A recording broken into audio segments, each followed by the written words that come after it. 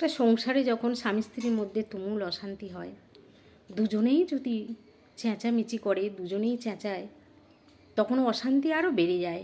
একজন যখন রেগে যায়, একজন যখন চিৎকার করে, আর একজনকে চুপ করে যেতে হয়। তখন চুপ করে গেলে দেখবেন একলা একলা কতক্ষণ বকবে, ঠিক চুপ করে যাবে, শান্ত হয়ে যাবে। যে দুজনের মধ্যে তো দুজনের সমান হয় না, একজন একটু রাগী হয়, একজন একটু শান্ত হয়। কেউ যদি রাগী হয়, চিৎকার করলো, একটু সহ্য করে নিন। সবসময় তো আর অধৈর্য হলে হয় না। পরে তার ভুল ত্রুটিগুলো যখন তার মাথা ঠান্ডা হবে বুঝিয়ে বলবেন, কিন্তু রাগের মুহূর্তে কেউ ভালো শুনবে না, তখন রেগে চিৎকারই করবে। তাই বলি, যখন কেউ রেগে যায়, চিৎকার করে, তখন নিজে একটু চুপ হয়ে যান। সংসারের এটাই নিয়ম। সংসারে ভালো থাকতে হলে, সংসারে টিকে থাকতে হলে এইটাই করতে হবে। একজনকে অন্তত চুপ করে যেতে হবে। দুজনেই যদি চিৎকার করে, সেখানে বিশাল অশান্তির চরমে উঠে যায়, কেউ ভালো থাকতে পারে না। ধন্যবাদ।